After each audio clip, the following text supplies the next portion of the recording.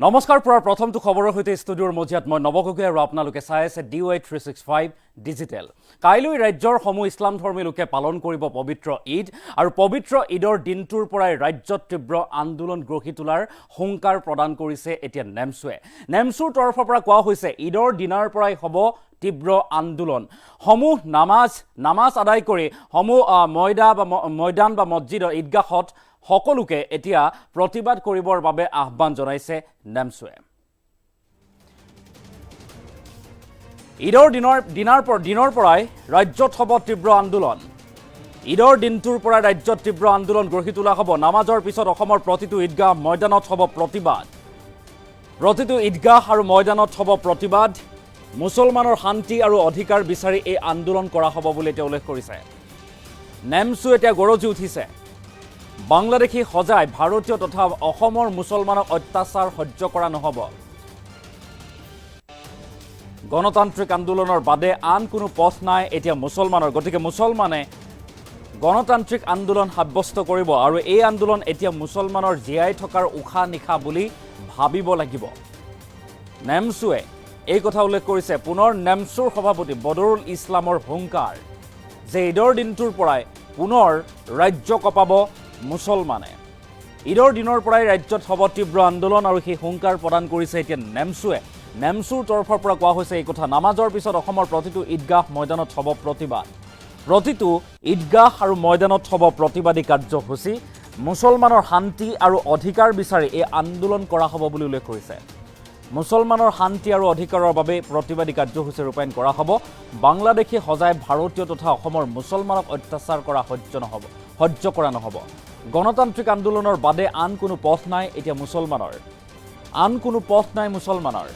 যাৰ বাবে গৰজি উঠিছে এতিয়া নেমছু। এই আন্দোলন এতিয়া মুছলমানৰ জীয়াই থকাৰ উশাহ নিশা বুলি ভাবিব লাগিব। আৰু পুনৰ নেমছুৰ সভাপতি বদৰুল ইছলামৰ এই হুংকাৰ। বদৰুল ইছলামে এই হুংকাৰ প্ৰদান কৰিছে। পুনৰবাৰলৈ কৰিছোঁ, ঈদৰ দিনটোৰ পৰাই ৰাজ্যত হ'ব তীব্ৰ আন্দোলন। ঈদৰ দিনৰ পৰাই ৰাজ্য কঁপাব নেমছুৱে আৰু সেই হুংকাৰ প্ৰদান কৰিছে ঈদৰ প্ৰাক্ষণত। আৰু কাইলৈ যিহেতু ৰাজ্যৰ সমূহ ইছলাম ধৰ্মী লোকে পবিত্ৰ ঈদ উদযাপন কৰিব, ঈদ উল আজহা পালন কৰিব আৰু তাৰ প্ৰাক্ষণত নেমছুৰ সভাপতি বদৰুল ইছলামৰ এই হুংকাৰ যে তেখেতে কৈছে ঈদৰ দিনটোৰ পৰাই হ'ব ৰাজ্যত তীব্ৰ আন্দোলন। বাংলাদেশী সজাই ভাৰতীয় তথা অসমৰ মুছলমানক অত্যাচাৰ কৰা সহ্য কৰা নহ'ব। গণতান্ত্ৰিক আন্দোলনৰ বাদে এতিয়া কোনো পথ নাই বুলি উল্লেখ কৰিছে মুছলমানৰ এইগৰাকী বদৰুল ইছলামে। মন্তব্য আছে, কি কৈছিল নেমছুৰ সভাপতিগৰাকীয়ে, মন্তব্য লৈ আহিছোঁ।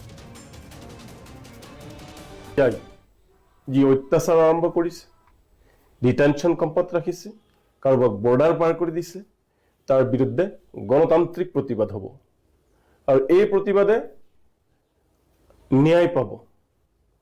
অহা 7 তাৰিখৰ পৰা ঈদৰ দিনৰ পৰা আমাৰ এই প্ৰতিবাদ আৰম্ভ হ'ব।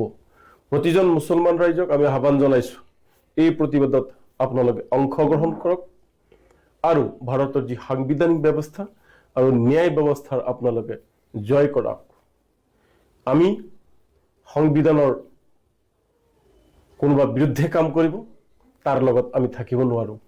ন্যায়ৰ বিপৰীতে কোনোবাই যাব, তাৰ বিৰুদ্ধে আমি কাম কৰিব নোৱাৰোঁ। কাৰণ একেটা পৰিয়ালৰে পিতৃ মাতৃৰ ভোট আছে, ভাই ককাই ভগ্নীৰ ভোট আছে, তাৰে একেটা পৰিয়ালৰে একেজন দেউতাক একেজন মাকৰ কেনেকৈ এজন বা দুজন সদস্য বাংলাদেশী হ'ব পাৰে? সাধাৰণ নামৰ ভুলত এই বাংলাদেশী সজোৱা হৈছে কিছুমানক। আৰু এইটো এটা প্লেন। এই যে যিসকলক ভোটাৰ কৰা হৈছে, ভোটাৰ তালিকা যিসকলে প্ৰস্তুত কৰে, কাৰোবাৰ নিৰ্দেশত ভোটাৰ তালিকা প্ৰস্তুত কৰা সকলে মুছলমানসকলক টাৰ্গেট কৰি সজুৱাইছে আৰু সেই সকল লোকক এতিয়া বাংলাদেশী সজোৱাৰ চেষ্টা কৰা হৈছে। আমি আগতেও কৈছোঁ আৰু এতিয়াও কওঁ যে প্ৰকৃত যিসকল বাংলাদেশী আছে তেওঁলোকক বহিষ্কাৰ কৰাৰ অসমৰ কোনো এজন মুছলমানৰ আপত্তি নাই, কোনো মুছলমান দল সংগঠন নেতাৰ আপত্তি নাই। কিন্তু 1971 চনৰ 25 মাৰ্চৰ পূৰ্বৰ যদি কাৰোবাক অত্যাচাৰ কৰা হয়, বাংলাদেশ সজাবলৈ চেষ্টা কৰা হয়, সেই বিষয়টো মানি লোৱা নহ'ব। গতিকে এতিয়া এনেকুৱা এটা পৰিৱেশ হৈছে যে আন্দোলনেই মুছলমানৰ উশাহ আৰু নিশাহ। আন্দোলন যদি বন্ধ কৰি দিয়া হয়, মানুহৰ যেনেকৈ মৃত্যু হৈ যায়, তেতিয়া যেন মুছলমানৰ মৃত্যু হ'ব। গতিকে আমি আন্দোলন কৰি এই জাতিটোক আমি জীয়াই ৰাখিব লাগিব। আন্দোলনৰ জৰিয়তে আমি ন্যায় ব্যৱস্থাক আমি জীয়াই ৰাখিব লাগিব। যিসকল ৰাইজে, অকল মুছলমান নহয়, যিসকল ৰাইজে ইতিমধ্যে সকলো কথাখিনি বুজি পাইছে যে এক ৰাজনৈতিক ফান্দা পেলাব বিচাৰিছে মুছলমান লোকসকলক, আৰু সেই লোকসকলক মই অনুৰোধ জনাম যে আপোনালোকে আহক, আমাৰ লগত থিয় হওক, যে ভাৰতীয় মুছলমান লোকক বাংলাদেশী সজোৱাৰ যি চেষ্টা, সেই চেষ্টাৰ বিৰুদ্ধে থিয় হওক। আৰু আমিও থিয় হৈছোঁ, কিন্তু আমিও বাংলাদেশীক ইয়াৰ পৰা বহিষ্কাৰ কৰিব বিচাৰিছোঁ। প্ৰতিটো ঈদগাহ ময়দানত সৰ্বস্তৰৰ প্ৰতিবাদ হ'ব, আৰু এই প্ৰতিবাদৰ জৰিয়তে আমি ন্যায় লাভ কৰিম বুলি আমি আশা কৰিছোঁ। তথাপি যদি চৰকাৰখনে বুজি নাপায়, তাতকৈ অহা 11 তাৰিখে গুৱাহাটীত সকলো দল সংগঠন, coordination committee of minority organisation CCMৰ জৰিয়তে 11 তাৰিখে গুৱাহাটীত এক বৃহত্তৰ প্ৰতিবাদ হ'ব। আমি আশা কৰিছোঁ যে চৰকাৰখনে বুজি পাব। এনেকুৱা কিছুমান আমাৰ তাত খবৰ আহিছে যে আৰক্ষীয়ে মানুহ উঠাই লৈ গৈছে, আৰু সেই মানুহখিনি এতিয়া ক'ত ৰাখিছে কোনেও নাজানে। এই কথাটো আৰক্ষীয়েতো জনাব লাগিব না পৰিয়ালৰ লোকক। গতিকে মহামান্য উচ্চতম ন্যায়ালয়ৰ এটা নিৰ্দেশ আছে যে কাৰোবাক যদি গ্ৰেপ্তাৰ কৰা হয়, তেতিয়াহ'লে তেওঁৰ পৰিয়ালক এই বিষয়টো জনাব লাগিব যে তেওঁক ক'ত কিহৰ কাৰণে নিয়া হৈছে, ক'ত ৰখা হৈছে। গতিকে আৰক্ষীসকলক অনুৰোধ জনাইছোঁ যে তেওঁলোকে এই বিষয়টো যাতে পৰিয়ালৰ লোকক অন্ততঃ জনাই দিয়ে যে তেওঁলোক ক'ত আছে, কেনে আছে।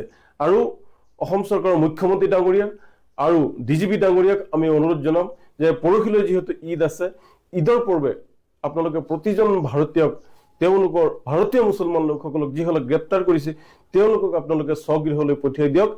ঈদত যদি আপোনালোকে পৰিয়ালৰ পৰা, পিতৃ মাতৃৰ পৰা, সন্তান পত্নীৰ পৰা আপোনালোকৰ দূৰত থাকে, তেতিয়া কিন্তু আপোনালোকৰ পাপ হ'ব।